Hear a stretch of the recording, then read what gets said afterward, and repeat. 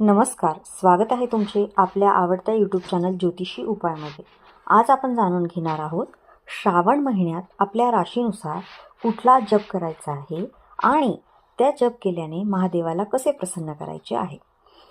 हिंदू धर्मात श्रावण महिना हा फार महत्त्वाचा महिना मानला जातो।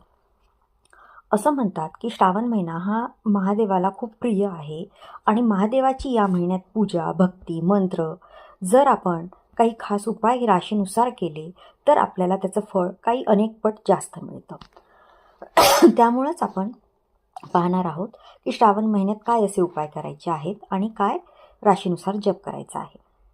25 तारखेपासून श्रावण महिना चालू होत आहे। तर पहिले आपण पाहणार आहोत की मेष राशीसाठी कुठला हा मंत्र आहे ते। मेष राशीच्या लोकांनी ओम काल भैरवाय नमः या मंत्राचा जप करावा।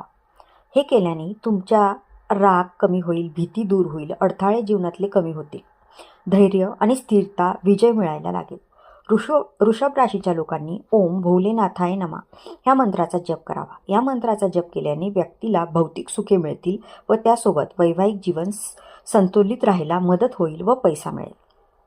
मिथुन राशीच्या लोकांनी ओम गोविंदाय नमः या मंत्राचा जप करावा। या मंत्राचा जप केल्याने मानसिक अस्थिरता दूर होऊन त्यासोबत वाणीतील दोष दूर व्हायला मदत होतील।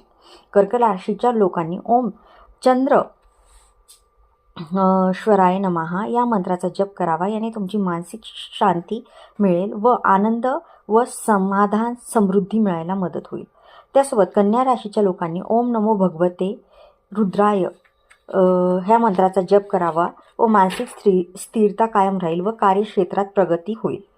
तूळ राशीच्या लोकांनी ओम त्रैलोक्येश्वराय नमः या मंत्राचा जप करावा। त्यामुळे त्यांना जीवनात संतुलन, सौंदर्य व समृद्धी मिळेल।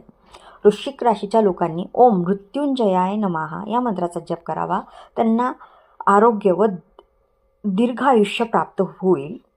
तर धनुराशीच्या लोकांनी ओम नमो शिवाय गुरु देवाय नमः या मंत्राचा जप करावा। राग नियंत्रित राहील व आध्यात्मिक विकास व्हायला मदत होईल। त्यासोबत कुंभ राशीच्या लोकांनी ओम नमः शिवाय या मंत्राचा जप करावा। त्याने मानसिक शांती छान होईल व आध्यात्मिक प्रगती होईल। तर मीन राशीच्या लोकांनी ओम त्रैलोक्यनाथाय नमः या मंत्राचा जप करावा।